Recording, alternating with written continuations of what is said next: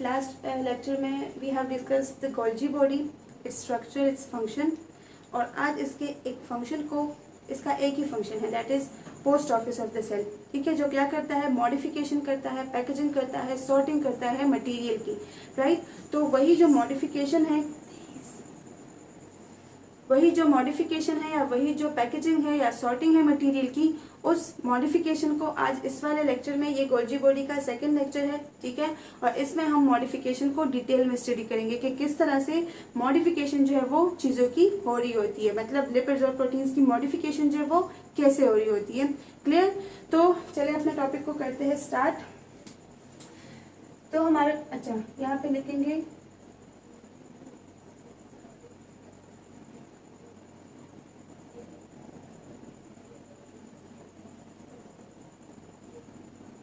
modification in Golgi apparatus।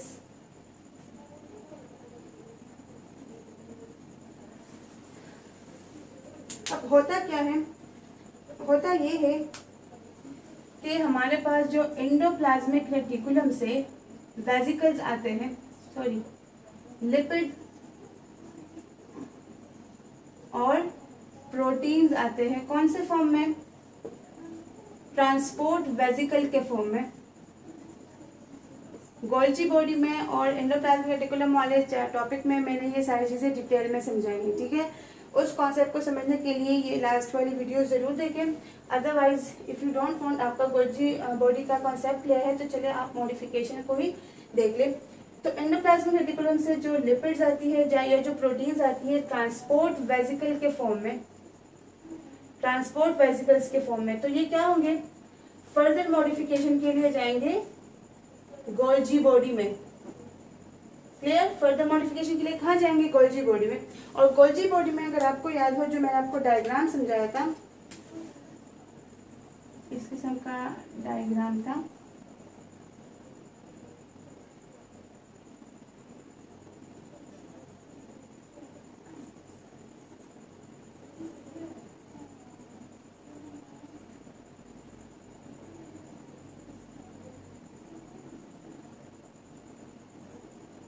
इस किस्म का मैंने आपको डायग्राम दिखाया था ना लास्ट वीडियो में। तो ये वाला क्या था हमारा, सिस फेज। ये वाला क्या था, सिस फेज, जो टुवर्ड न्यूक्लियस प्रेजेंट होता है, टुवर्ड न्यूक्लियस प्रेजेंट होता है। और इस फेज को हम क्या नाम कहते हैं, इसको हम दूसरा नाम क्या कहते हैं, फॉर्मिंग फेज भी कहते हैं, ठीक है, फॉर्मिंग फेज भी कहते हैं। क्लियर? तो ये जो सिस फेज है, इसी सिस फेज से जो है हमारे पास गोल्जी बॉडी में क्या होता है, ट्रांसपोर्ट जो वेसिकल्स होते हैं, इन ट्रांसपोर्ट वेसिकल्स में क्या होता है, अनसिंथेसाइज्ड, अनमॉडिफाइड या फिर अनप्रोसेस्ड प्रोटीन और लिपिड के मॉलिक्यूल्स होते हैं। मैं रिपीटिशन बार बार इसलिए कर रही हूँ ताकि आप लोगों को पॉइंट्स जो है वो क्लियर हो जाए, आपका कॉन्सेप्ट जो है वो क्लियर हो जाए। हमें अपने टाइम में ये चीज़ें किसी ने नहीं समझाई थी। हमें इतना कहा जाता था कि मॉडिफिकेशन जो है वो होती है प्रोटीन्स की, लिपिड्स की। अक्सर कंफ्यूज होते थे कि किस तरह से मॉडिफिकेशन हो रही है, मतलब गोल्जी बॉडी के अंदर ऐसा क्या हो रहा होता है, जो प्रोटीन्स है या जो लिपिड है वो अनसिंथेसाइज आ जाती है एंडोप्लाज्मिक रेटिकुलम से, और गोल्जी बॉडी में फिर उसकी मॉडिफिकेशन होके हमारे पास ग्लाइकोलिपिड और ग्लाइकोप्रोटीन्स किस तरह से बनते हैं। तो ये इंपॉर्टेंट पॉइंट्स है, मैं आपको बता रही हूँ। And again if you are MDK aspirants तो this is very important for you. तो इसको सही से समझे, अपने कॉन्सेप्ट को क्लियर करवाएं। तो सिस फॉर्म के जरिए, सिस फेज के जरिए क्या होता है, ये जो ट्रांसपोर्ट वेसिकल्स होती है ये यहाँ पे सिस फेज में एंटर हो जाती है, ठीक है। और ये जब एंटर होती है तो ये थ्रू द स्टेक्स जो है क्या होती है, मूव कर रही होती है, move through the stakes of Golgi body, ठीक है। ये क्या हो रही होती है, स्टेक्स ऑफ गोल्जी बॉडी के जरिए जो है ये मूव हो रही होती है। और यहाँ पे फर्स्ट स्टेप क्या होता है कि इसके साथ शुगर या फिर कार्ब्स के मॉलिक्यूल जो है, कार्ब्स क्या है, वो भी शुगर ही है ना, इसके मॉलिक्यूल जो है वो क्या हो रहे थे, ऐड हो रहे होते हैं। शुगर या कार्ब्स के मॉलिक्यूल्स की एडिशन हो रही होती है। होता क्या है मॉडिफिकेशन में, एंडोप्लाज्मिक रेटिकुलम से लिपिड और प्रोटीन के अनसिंथेसाइज्ड लिपिड और प्रोटीन के मॉलिक्यूल्स जो वो आगे ट्रांसपोर्ट वेसिकल्स के जरिए और वो गोल्जी बॉडी के सिस फेज में एंटर होंगे, थ्रू आउट द स्टेज जो है वो मूव करेंगे और उनके साथ क्या होगी, उनके साथ जो है कार्ब्स की मॉडिफिकेशन, कार्ब्स की जो है कम्बिनेशन स्टार्ट हो जाएगी। एक एक कार्बन मॉलिक्यूल शुगर जो है शुगर मॉलिक्यूल जो वो इसके साथ ऐड होगा, ठीक है। लिपिड से या प्रोटीन से उसके साथ शुगर के कार्ब्स के या शुगर के जो मॉलिक्यूल्स हैं, ठीक है, उसकी क्या होगी, एडिशन होगी। क्लियर, उसकी एडिशन होगी कौन से एंजाइम के प्रेजेंस में, ग्लाइको ट्रांसफेरेसिस के प्रेजेंस में। ग्लाइको ट्रांसफेरेसिस क्या है, एंजाइम्स है जो इस प्रोसेस को परफॉर्म आउट कर रहे होते हैं।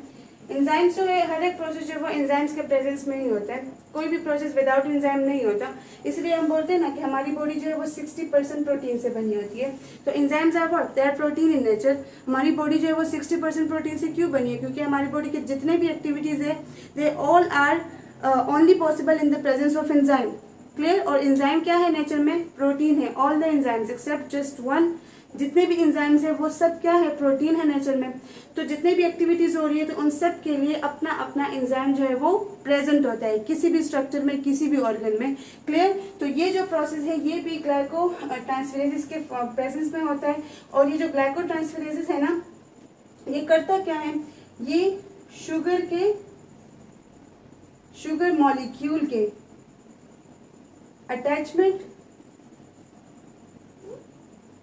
अटैचमेंट साइट को रिकॉग्नाइज करता है। ये क्या करता है, शुगर के अटैचमेंट साइट को रिकॉग्नाइज करता है, ये जो एंजाइम होता है ग्लाइको ट्रांसफेरेज। क्लियर, तो होता क्या है कि एंडोप्लाज्मिक रेटिकुलम से लिपिड और प्रोटीन के मॉलिक्यूल्स आते हैं ट्रांसपोर्ट वेसिकल्स के जरिए, they move through the stakes of Golgi body, ठीक है। और उन स्टेक्स में जब वो मूव कर रहे होते हैं तो होता क्या है कि उनके साथ शुगर के या कार्ब्स के मॉलिक्यूल जो है उनकी एडिशन हो रही होती है with the help of enzyme glyco transferase. Glyco transferase असल में करता क्या है, शुगर मॉलिक्यूल्स के अटैचमेंट साइट को रिकॉग्नाइज करता है। फॉर एग्जाम्पल, अगर ये हमारे पास एक चेन हुआ प्रोटीन का, तो अगर यहाँ पे शुगर ने ऐड होना होता है तो इसकी रिकॉग्निशन कौन करता है, ग्लाइको ट्रांसफेरेसिस करते हैं। और इस प्रोसेस को क्या बोलते हैं, इस प्रोसेस को हम बोलते हैं ग्लाइकोसाइलेशन। जो मैं आपको लास्ट वीडियो में बताई थी ना कि ये ग्लाइकोसाइलेशन में हेल्प कर रहा होता है, तो दिस इज बेसिकली ग्लाइकोसाइलेशन।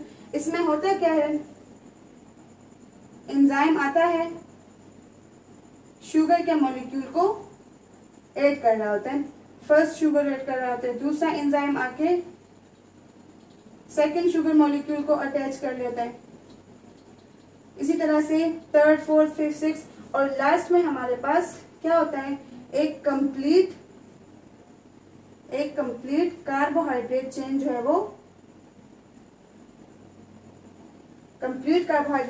है वो बन जाता है। ठीक है, ग्लाइकोसाइलेशन में क्या होता है, एक एंजाइम आता है फर्स्ट शुगर अटैच करता है, दूसरा एंजाइम आता है सेकंड शुगर अटैच करता है, इसी तरह से एंजाइम्स आते रहते हैं शुगर मॉलिक्यूल्स को अटैच कर रहे होते हैं और लास्ट में हमारे पास एक कंप्लीट कार्बोहाइड्रेट चेन बनता है। सो अगर यहाँ पे प्रोसेसिंग के लिए प्रोटीन आया हुआ होता है तो उसको हम बोलेंगे ग्लाइकोप्रोटीन। ठीक है, मैंने आपसे कहा ना कि गोल्जी बॉडी जो है वो मॉडिफिकेशन करता है चीजों की। मॉडिफिकेशन का मतलब क्या है, चेंजेस करना, उसमें नई चीजें ऐड करना। क्लियर, कोई जो है वो किसी चीज को बनाता नहीं है, वो उसको प्रोसेस करता है, वो उसको सॉर्ट करता है, मॉडिफाई करता है। ठीक है, तो यहाँ पे भी अगर प्रोटीन आया हुआ होते तो ये ग्लाइकोप्रोटीन बनेगा। तो ये बनाते क्या है, कंजुगेटेड मॉलिक्यूल्स, क्योंकि प्रोटीन और लिपिड तो ऑलरेडी किसने बनाए हैं, एंडोप्लाज्मिक रेटिकुलम बना दिए है ना, वेसिकल्स में अनसिंथेसाइज्ड प्रोटीन और लिपिड प्रेजेंट है, तो वो काम तो ऑलरेडी एंडोप्लाज्मिक रेटिकुलम ने किया है। यहाँ पे क्या होगी, मॉडिफिकेशन होगी, और मॉडिफिकेशन के उसमें रिजल्ट में हमारे पास कॉन्जुगेटेड मॉलिक्यूल जो है वो बनेंगे। तो अगर यहाँ पे प्रोसेसिंग प्रोटीन्स की हुई है तो ग्लाइकोप्रोटीन बनेगा, और अगर यहाँ पे प्रोसेस लिपिड्स की हुई है तो फिर हमारे पास बनेगा ग्लाइकोलिपिड।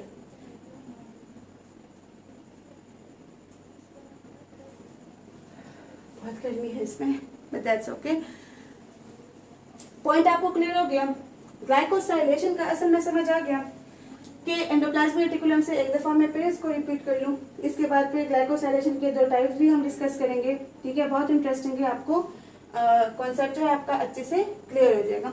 तो एंडोप्लाज्मिक रेटिकुलम से क्या होते हैं, वेसिकल्स आएंगे, ट्रांसपोर्ट वेसिकल्स, जिसमें प्रोटीन और लिपिड होंगे। ठीक है, अनप्रोसेस्ड। तो वो क्या करेंगे, सिस फेस के जरिए गोल्जी बॉडीज में इंटर होंगे। क्लियर, उसके स्टेक्स में मूव होंगे और उनकी मूवमेंट जो है वो ऐसे नहीं होगी कि बस आराम से घूम रहे होंगे, उनके साथ शुगर जो है या कार्ब की मॉलिक्यूल जो है उनकी एडिशन होगी। और इस काम के लिए वहाँ पे कौन खड़ा रहेगा, वहाँ पे ग्लाइकोट्रांसफरेजेस एंजाइम्स प्रेजेंट होंगे। ग्लाइकोट्रांसफरेजेस असल में करते क्या है कि ये शुगर मॉलिक्यूल के अटैचमेंट साइट को रिकॉग्नाइज करते हैं कि कहाँ कहाँ पे शुगर के मॉलिक्यूल ने ऐड होना है, क्योंकि एक शुगर मॉलिक्यूल तो ऐड नहीं होता ना, बहुत सारे होते हैं, पूरा एक पेप्टाइड चेन होता है। ठीक है, उसके साथ शुगर के मॉलिक्यूल्स ने ऐड होना होता है। तो ये जो एंजाइम्स है ये रिकॉग्नाइज करते हैं शुगर मॉलिक्यूल्स के अटैचमेंट साइट को कि कहाँ पे उसने अटैच होना है। इस प्रोसेस को बोलते क्या है, इसको ग्लाइकोसाइलेशन बोलते हैं। क्लियर, एक एंजाइम आएगा फर्स्ट शुगर को अटैच करेगा, दूसरा एंजाइम आएगा सेकंड शुगर को अटैच करेगा, और लास्ट में हमारे पास एक कंप्लीट कार्बोहाइड्रेट चेन बनेगा। अगर यहाँ पे प्रोसेसिंग जो है वो प्रोटीन की हुई है तो ग्लाइकोप्रोटीन बनेगा, अगर यहाँ पे प्रोसेसिंग जो है वो लिपिड की हुई है तो हमारे पास लिपिड जो है वो बनेगा, ग्लाइकोलिपिड बनेगा या ग्लाइकोप्रोटीन बनेगा।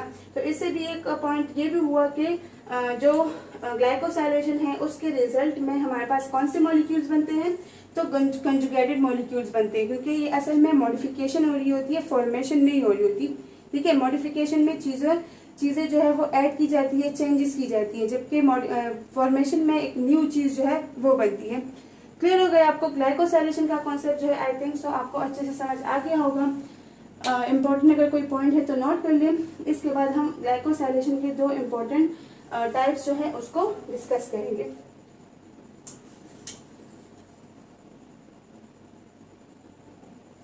Okay, let me check video on है कि नहीं। Yes, video is on. Okay, तो अब इसको करेंगे इरेज और स्टार्ट करेंगे अपने, कहाँ गया टिश्यू।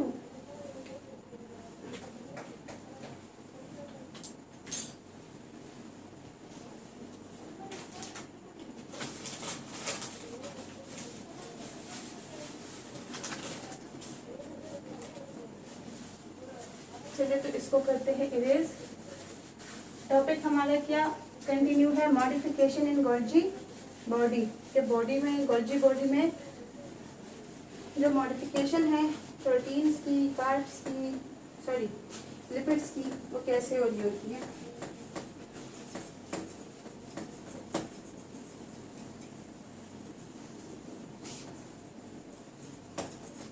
ओके, अब जो ग्लाइकोसाइलेशन है, मॉडिफिकेशन के प्रोसेस को क्या कहते हैं, ग्लाइकोसाइलेशन।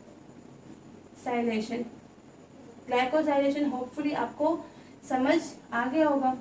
अब ग्लाइकोसाइलेशन के हमारे पास 2 टाइप्स हैं। एक होता है एन लिंक्ड ग्लाइकोसाइलेशन, आपको नेम से ही पता होगा कि इसको एन लिंक्ड या फिर इसको ओ लिंक्ड क्यों बोल रहे, साइंस के स्टूडेंट्स हो।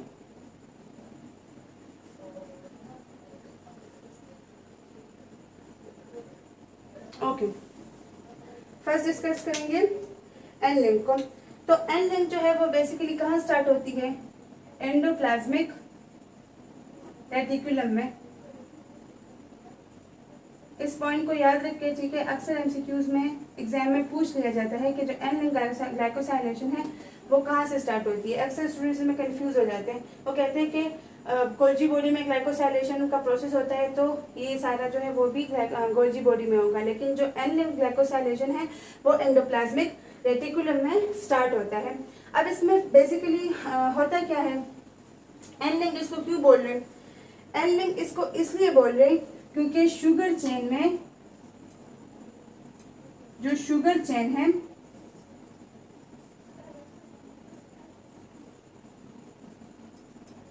उसमें ऐड होना होता है नाइट्रोजन में। ठीक है, एन लिंक इसको इसलिए बोल रहे क्योंकि इसमें नाइट्रोजन ऐड होगा, ओ लिंक इसको इसलिए बोल रहे क्योंकि इसमें ऑक्सीजन ऐड होगा। इतनी क्लैरिटी आपको मिल गई कि यहाँ पे जो नाइट्रोजन होता है, मतलब यहाँ पे एन लिंक का मतलब है यहाँ पे नाइट्रोजन ऐड होगा, और वो नाइट्रोजन ऐड कहाँ पे होगा, एस्परजीन अमीनो एसिड पे। ठीक है, मॉडिफिकेशन हो रही है ना, एक पूरा चेन होगा अमीनो एसिड्स का, प्रोटीन की मॉडिफिकेशन हो रही है। तो जो एस्परजीन अमीनो एसिड है, एस्परजीन क्या है, अमीनो एसिड है, तो इस पे जो नाइट्रोजन है वो आके अटैच होगा।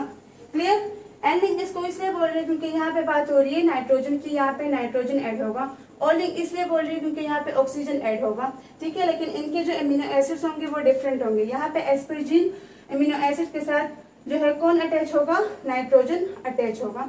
क्लियर। अब ये प्रोसेस किस तरह से होता है कि हमारे पास एंडोप्लाज्मिक रेटिकुलम में पहले से एक प्री असेंबल्ड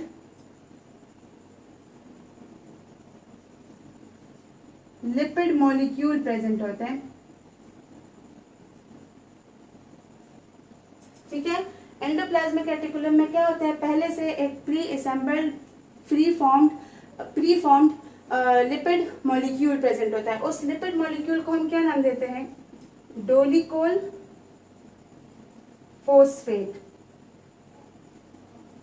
मॉडिफिकेशन में क्या होता है, शुगर ऐड होता है ना। ठीक है, कोई और चीज तो नहीं होती, शुगर की एडिशन हो रही होती है। तो एन लिंक जो ग्लाइकोसाइलेशन है उसमें क्या होगा कि एंडोप्लाज्मिक रेटिकुलम में पहले से एक pre assembled lipid molecule present होगा जिसको हम डोलिकोल फॉस्फेट कहते हैं। वो जो डोलिकोल फॉस्फेट है इसके साथ एक लार्ज ओलिगोसैकेराइड, इन दोनों के बीच डिफरेंस एक तो ये है कि एक एन लिंक है, दूसरा ओ लिंक है। दूसरा इसमें डिफरेंस क्या है कि इसमें जो है लार्ज ओलिगोसैकेराइड मॉलिक्यूल होगा। ठीक है, 14 कार्बन का एक लार्ज ओलिगोसैकेराइड मॉलिक्यूल होगा जो कि पूरे का पूरा ट्रांसफर होगा। ठीक है, पूरे का पूरा क्या होगा, ये पूरा मॉलिक्यूल जो है एट वंस इट ट्रांसफर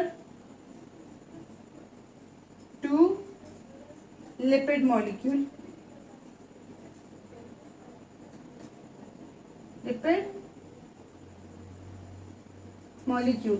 ठीक है। प्रोसेस में क्या होगा कि एंडोप्लाज्मिक रेटिकुलम में पहले से प्री असेंबल्ड एक लिपिड मॉलिक्यूल प्रेजेंट होगा। क्लियर।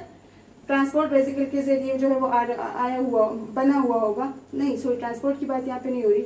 यहाँ पे डायरेक्टली जो है एंडोप्लाज्मिक रेटिकुलम में एक लिपिड मॉलिक्यूल सिंथेसिस कर रहा है ना लिपिड की, एंडोप्लाज्मिक रेटिकुलम, तो वहाँ पे एक लिपिड का मॉलिक्यूल प्रेजेंट होगा जिसको बोलते हैं डोलिकोल फॉस्फेट।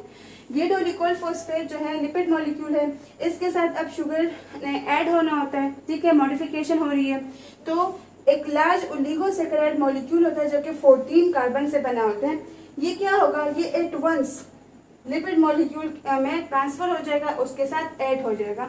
इन दोनों के बीच डिफरेंस है ये कि यहाँ पे एक एक शुगर आएगा, अटैच होगा। यहाँ पे पूरा मॉलिक्यूल जो है वो एक ही दफा में पूरा का पूरा मॉलिक्यूल जो वो ट्रांसफर हो जाता है और लिपिड मॉलिक्यूल के साथ अटैच हो जाता है। क्लियर। और उसके अटैचमेंट के बाद जो है क्या होगा कि हमारे पास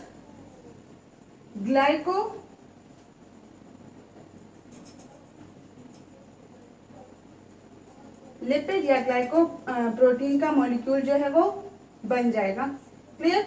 मॉडिफिकेशन में again and again I am repeating के मॉडिफिकेशन में क्या होता है, जस्ट एडिशन होती है कार्ब के मॉलिक्यूल की, शुगर मॉलिक्यूल्स की एडिशन हो रही होती है। तो इसी तरह से क्या हो जाता है, चीज जो है वो मॉडिफाई हो जाता है। बन तो पहले जाता है एंडोप्लाज्मिक रेटिकुलम में, ठीक है, लेकिन एन लिंक ग्लाइकोसाइलेशन में क्या है कि ये नाइट्रोजन जो है नाइट्रोजन यहाँ पे काम करेगा, ऑक्सीजन वाले में और लिंक में ऑक्सीजन होगा। इसका प्रोसेस क्या है कि एंडोप्लाज्मिक रेटिकुलम में प्री असेंबल्ड लिपिड मॉलिक्यूल जो है वो पहले से प्रेजेंट होगा, that is called dolichol phosphate. Dolichol phosphate के साथ एक लार्ज ओलिगोसैकेराइड मॉलिक्यूल जो वो आएगा 14 कार्बन का, और वो एट वंस उसके साथ अटैच हो जाएगा। कोई एक एक करके नहीं आएगा, बल्कि पूरा का पूरा मॉलिक्यूल एक ही दफ़ा में उसके साथ अटैच हो जाएगा और इन द रिजल्ट हमारे पास ग्लाइकोलिपिड या फिर ग्लाइकोप्रोटीन जो है वो बनेंगे। क्लियर हो गई ये बात। तो जितने भी हमारी बॉडी के हार्मोन्स हैं, मोस्टली हार्मोन क्या है, या तो लिपिड इन नेचर है, ठीक है, या फिर प्रोटीन इन नेचर है।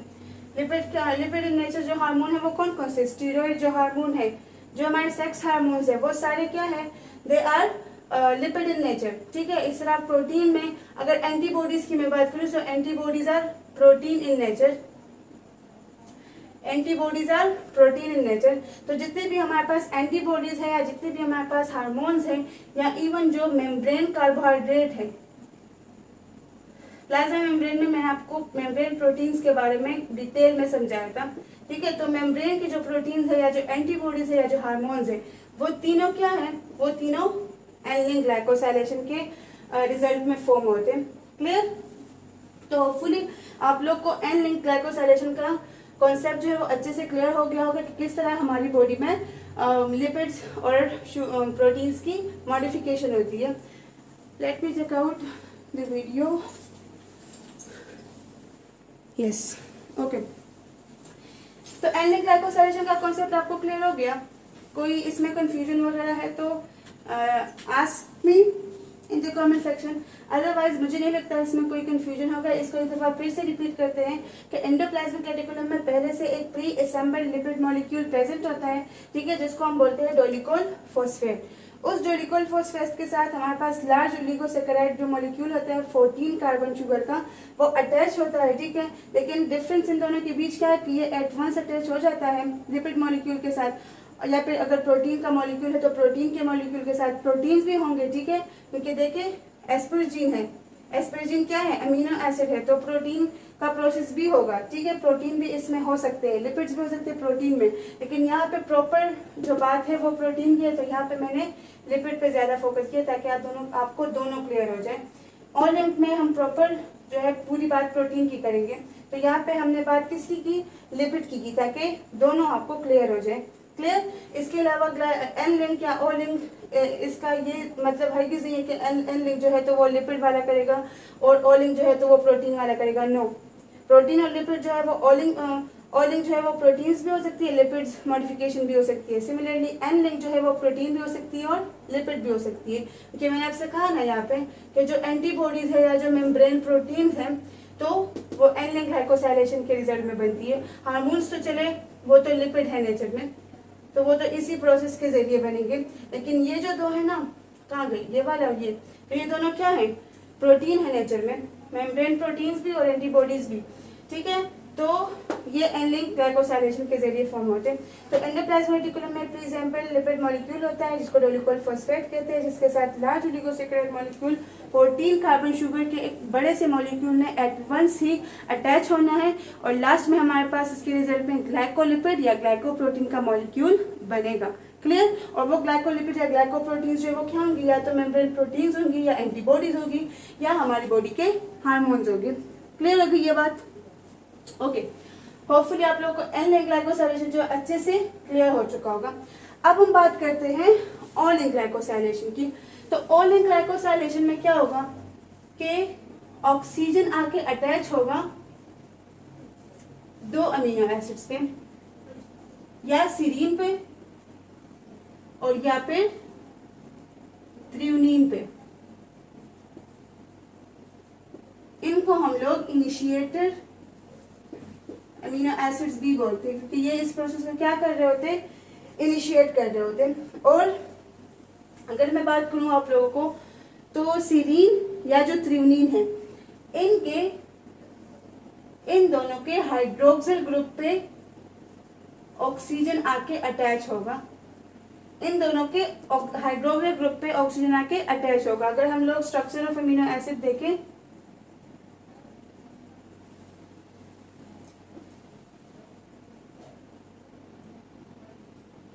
हम डिस्कस कर रहे थे अमीनो एसिड के स्ट्रक्चर को। तो अमीनो एसिड के स्ट्रक्चर को अगर हम देखें तो उसमें क्या कौन कौन सी चीजें प्रेजेंट है, कार्बोक्सिल ग्रुप प्रेजेंट है, अमाइन ग्रुप प्रेजेंट है और यहाँ पे प्रेजेंट है हाइड्रोक्सिल ग्रुप। और एक हुआ R। इसी R के बेस पे जो है तो सारे अमीनो एसिड्स जो है वो एक दूसरे से डिफरेंट होते हैं। क्लियर? तो ये जो कार्बोक्सिल ग्रुप है, यहाँ पे ये ऑक्सीजन आके अटैच होगा। कौन से अमीनो एसिड्स के? या तो वो अमीनो एसिड थ्रीवीन होगा या वो अमीनो एसिड सीरीन होगा। क्लियर हो गई ये बात? और आप लोगों ने मुझे इसका आंसर कमेंट सेक्शन में बताना है कि यहाँ पे जो नाइट्रोजन है वो एस्परजिन के साथ अटैच क्यों होता है और यहाँ पे जो ऑक्सीजन है वो सीरीन या थ्रीवीन के साथ क्यों अटैच होता है। और भी तो बहुत सारे अमीनो एसिड्स होते हैं ना, तो ये इन्हीं पे अटैच क्यों होते हैं। इस अटैचमेंट का रीजन जो है वो आप लोगों ने मुझे कमेंट सेक्शन में मस्ट देना है, राइट। नेक्स्ट वाली जो लेक्चर है उसमें मैं जरूर पूछूंगी। तो क्या होता है कि ओलिंग जो ग्लाइकोसाइलेशन है वो हमारे पास प्रॉपर जो है गोल्जी बॉडी में होता है। जो लास्ट वाला था वो एंडोप्लाज्मिक रेटिकुलम में हो रहा था, ये वाला जो है ये गोल्जी एपरेटस में स्टार्ट हो जाता है। ठीक है, जो ओलिंग ग्लाइकोसाइलेशन है इसमें बेसिकली क्या होता है कि हमारे पास शुगर की एडिशन दोनों में होगी, मॉडिफिकेशन हो रही है। ठीक है, तो शुगर के जो मॉलिक्यूल्स हैं, शुगर के जो मॉलिक्यूल्स हैं उसकी क्या होगी? एडिशन होगी। क्लियर? और उसमें ग्लाइकोसाइल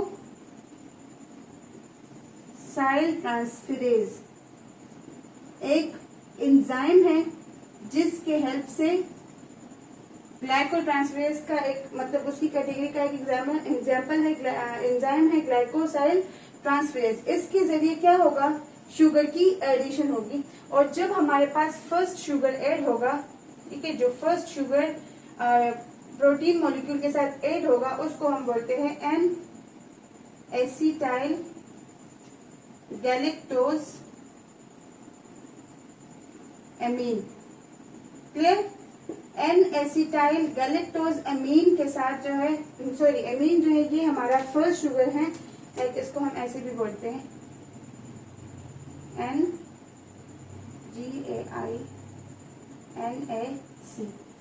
एन गायनिक। ठीक है, इसका जो शॉर्ट फॉर्म बनता है। तो एन एसिटाइल गैलेक्टोजेमिन जो ये फर्स्ट शुगर होता है जो कि प्रोटीन्स के साथ ऐड होता है। क्लियर? इसके अलावा फिर जो है बाद में डिफरेंट शुगर जो है वो आती है। मैंने आपसे कहा ना इनके बीच डिफरेंस ही यही है कि यहाँ पे एक पूरा मॉलिक्यूल जो है ओलिगोसैकेराइड का 14 कार्बन शुगर आके डोलिकोल फॉस्फेट के साथ अटैच होगा। डोलिकोल फॉस्फेट क्या है? एक लिपिड मॉलिक्यूल है प्री असेंबल्ड जो पहले से एंडोप्लाज्मिक रेटिकुलम में प्रेजेंट होता है। लेकिन यहाँ पे क्या होगा? ओलिंग ग्लाइकोसाइलेशन में एक शुगर जो है वो आएगा और प्रोटीन के चेन के साथ अटैच होगा। क्लियर? और जो फर्स्ट वाला होगा that is an acetyl galactose amine. Clear? इसके बाद फिर सेकंड शुगर जो है वो मतलब गैलेक्टोज ऐड होगा, ठीक है, ग्लूकोज ऐड होगा, मेनोज ऐड होगा। सारे शुगर जो है वो आहिस्ता आहिस्ता आएंगे, अटैच होंगे और लास्ट में हमारे पास एक शुगर आएगा सिएलिक एसिड जिसको हम लोग टर्मिनेटिंग शुगर भी बोलते हैं या फिर टर्मिनेटेड भी उसको बोलते हैं क्योंकि वो इस प्रोसेस को फाइनली लास्ट पुश जो है वो दे देता है। सिएलिक एसिड के बाद जो है हमारे पास एक कंप्लीट चेन जो है वो बन जाता है ग्लाइको प्रोटीन्स का। क्लियर? सिएलिक एसिड के अटैचमेंट के बाद जो है मतलब ये एक किस्म से चेन को कंप्लीट करता है। इसके बगैर चेन जो है वो इनकम्प्लीट होगा, ये आके लास्ट में मस्ट जो है वो ऐड होगा। ठीक है, तो ये क्या करता है? चेन को कंप्लीट करवाता है और लास्ट में हमारे पास जो चेन बनेगा कंप्लीट प्रॉपर तो वो होगा ग्लाइको प्रोटीन। हमारे बॉडी में जो म्यूकस है उसमें जो प्रोटीन प्रेजेंट है दैट इज कॉल्ड, जो म्यूकस है जिसमें प्रोटीन म्यूसिन प्रेजेंट है। ठीक है, जो हमारे म्यूकस का मेजर पार्ट है, मेजर कंस्टिट्यूएंट है, वो जो म्यूसिन है ना वो ओलिंक है। वो ओलिंक ग्लाइकोसाइलेशन के जरिए फॉर्म होता है। क्लियर? तो ये था हमारा मॉडिफिकेशन इन गोल्जी एपरेटस के गोल्जी बॉडी में या गोल्जी एपरेटस में किस तरह से चीजों की मॉडिफिकेशन होती है। स्टार्ट कहाँ से होता है? एंडोप्लाज्मिक रेटिकुलम से मॉडिफिकेशन की स्टार्ट होती है और गोल्जी बॉडी में एंड होती है। क्लियर? दो टाइप्स हमने पढ़े, एन लिंक्ड, ओ लिंक्ड। थोड़ा सा इसको रिवाइज करते हैं, एक कम्प्लेक्स सा टॉपिक है। मैं नहीं चाहती कि आप लोगों को कोई कंफ्यूजन जो है वो लास्ट में रहे। क्लियर? आपको ये पॉइंट जो है अच्छे से क्लियर हो जाए। तो एन लिंक ग्लाइकोसाइलेशन को एन लिंक क्यों बोलते हैं? क्योंकि इनमें इसमें बात होती है नाइट्रोजन की, अटैचमेंट की बात, अटैचमेंट किसकी होती है? नाइट्रोजन की। वहां पे जो है ऑक्सीजन यूज होता है तो उसको ओ लिंक कहते हैं। अब एन लिंक जो ग्लाइकोसाइलेशन है वो एंडोप्लाज्मिक रेटिकुलम में स्टार्ट होता है और उसमें जो नाइट्रोजन होता है वो एस्परजिन अमीनो एसिड पे ऐड होता है। ठीक है, मैंने आपको होमवर्क भी दिया, let me know in the comment section. अब होता है क्या है कि एंडोप्लाज्मिक रेटिकुलम में एक प्री असेंबल लिपिड मॉलिक्यूल जो है वो प्रेजेंट होता है। क्लियर? और वो जो लिपिड मॉलिक्यूल है उसका नाम क्या है? डोलिकोल फॉस्फेट। उस डोलिकोल फॉस्फेट के साथ एक ओलिगोसैकेराइड का पूरा molecule, right, that is the main difference between both of them. उसमें एक एक शुगर होता है, इसमें एक पूरा मॉलिक्यूल जो है वो एट वंस ही ट्रांसफर हो जाता है। तो 14 कार्बन एटम का एक पूरा शुगर मॉलिक्यूल जो है वो आके अटैच हो जाता है डोलिकोल फॉस्फेट के साथ और हमारे पास लास्ट में ग्लाइकोलिपिड या ग्लाइको प्रोटीन जो है कॉन्जुगेटेड मॉलिक्यूल्स जो है वो बनेंगे। तो हमारी बॉडी के जितने भी हार्मोन्स हैं that are lipid in nature ना, स्टीरॉयड हार्मोन्स जितने हैं, और इसके अलावा एंटीबॉडीज है that are protein in nature. Membrane जो प्रोटीन्स है वो ऑलरेडी प्रोटीन है। तो ये सारी चीजें जो है ये एन लिंक ग्लाइकोसाइलेशन के जरिए फॉर्म होती है। क्लियर? फॉर्मेशन तो खैर इनकी एंडोप्लाज्मिक रेटिकुलम में होती है, बट मॉडिफिकेशन इनकी इस तरह से होती है। और रही बात ओ लिंक की, तो ओ लिंक में क्या होगा कि सीरीन और थ्रीओनीन पे हमारे पास ऑक्सीजन जो है वो हाइड्रोक्सिल ग्रुप पे आके अटैच होगा। ठीक है, और इसको हम लोग इनिशिएटर्स भी कहते हैं क्योंकि ये इस प्रोसेस को इनिशिएट करते हैं। क्लियर? ये एग्जैक्टली जो है गोल्जी बॉडी में, गोल्जी अपरेटस में स्टार्ट होता है। इसमें होता क्या है कि शुगर के मॉलिक्यूल जो है तो वो ऐड होना स्टार्ट हो जाते हैं। क्लियर? ग्लाइकोसाइल ट्रांसफेरेज एंजाइम के जरिए जो है इनकी अटैचमेंट होती है। जो फर्स्ट शुगर मॉलिक्यूल अटैच होता है प्रोटीन या प्रोटीन के पेप्टाइड चेन के साथ, वो क्या है? एन एसिटाइल गैलेक्टोज अमीन। इसका जो है शॉर्टकट भी मैंने यहाँ पे लिखा है। एन एसिटाइल गैलेक्टोज अमीन जो है वो फर्स्ट शुगर होता है। इनिशिएटर के तौर पे भी हम इसको कह सकते हैं। जो शुगर है तो वो फर्स्ट इनिशिएटर कौन होता है? एन एसिटाइल गैलेक्टोज अमीन। इसके बाद होगा गैलेक्टोज आएगा, फिर ग्लूकोज आएगा, फिर मेनोज आएगा, और लास्ट में एक इम्पोर्टेंट एसिड है, शुगर यूनिट है सियालिक एसिड। इसके नाम में एसिड आ रहा है लेकिन ये असल में कार्ब है। क्लियर? शुगर यूनिट है, शुगर मॉलिक्यूल है। तो सियालिक एसिड जो होता है ये एज ए टर्मिनेटर काम करता है, ये चेन को फाइनली कंप्लीशन देता है। क्लियर? और एक कंप्लीट चेन इसके एडिशन के बाद बनता है दैट इज ग्लाइकोप्रोटीन। और मैंने आपको बताया कि हमारी बॉडी में जो म्यूकस प्रेजेंट होता है, ठीक है, म्यूकस में एक प्रोटीन प्रेजेंट होता है जिसको म्यूसिन बोलते हैं। तो वो म्यूसिन जो होता है वो भी हमारे पास ओ लिंक ग्लाइकोसाइलेशन के जरिए फॉर्म होता है। So this was all about the modification in Golgi apparatus. आपको क्लियर हो गया कि किस तरह से चीजों की मॉडिफिकेशन होती है। चीजें क्या मतलब लिपिड और प्रोटीन्स की मॉडिफिकेशन होती है, किस तरह से वो जो है मॉडिफाई होते हैं और किस तरह से कॉन्जुगेट मॉलिक्यूल्स जो है वो हमारे सेल के अंदर बनते हैं। गोल्जी बॉडी का क्या रोल होता है और एंडोप्लाज्मिक रेटिकुलम का क्या रोल होता है। क्लियर? तो एंडोमेम्ब्रेन सिस्टम का ये हमारा सेकंड लेक्चर था। इससे पहले एंडोप्लाज्मिक रेटिकुलम स्टडी किया, अब गोल्जी बॉडी स्टडी किया। अब गोल्जी बॉडी से अच्छा, गोल्जी बॉडी का दूसरा अगर फंक्शन मैं आपको बताऊं तो ये क्या करता है? माइक्रो बॉडीज बनाता है। क्लियर? माइक्रो बॉडीज बनाता है। मतलब ये आपको अगर याद हो तो जो लास्ट वाला सिस्टर्न था, यहाँ पे क्या होती है? सिक्रीशंस जो है होती है, डिफरेंट वेसिकल्स जो है वो सिक्रीट हो रहे होते हैं। इस किस्म का कुछ स्ट्रक्चर था ना। तो यहाँ पे जो सिक्रीटरी वेसिकल्स थे, वो सिक्रीटरी वेसिकल्स मैंने आपको उस टाइम भी बताया कि वो सिक्रीटरी वेसिकल या तो लाइसोसोम्स होते हैं, क्लियर, या फिर वैक्यूल्स होती है। ये क्या है? माइक्रो बॉडीज है जिनकी फॉर्मेशन कौन करता है? गोल्जी बॉडी करता है। क्लियर? तो नेक्स्ट हम अपने एंडोमेम्ब्रेन सिस्टम को कंटिन्यू करेंगे अपने टॉपिक लाइसोसोम से, कि जो गोल्जी बॉडी से जो वेसिकल निकलता है in the form of lysosome, तो वो लाइसोसोम का फर्दर क्या फंक्शन होता है और उसकी फॉर्मेशन क्यों होती है। क्लियर? और होती कहाँ से है? गोल्जी अपैरेटस से। So this was all about today lecture. Hopefully आपको हर एक पॉइंट जो वो अच्छे से क्लियर हो चुका होगा। And still if you have any confusion ask me in the comment section. तो अपने वीडियो को करते हैं यहाँ पे एंड, और नेक्स्ट वीडियो तक कनेक्टेड रहिए। अल्ट्रा ब्रेन्स एकेडमी को सपोर्ट कीजिए और पढ़ाई करते रहे, अपना बहुत सारा ख्याल रखिए। All the very best. Thank you so much.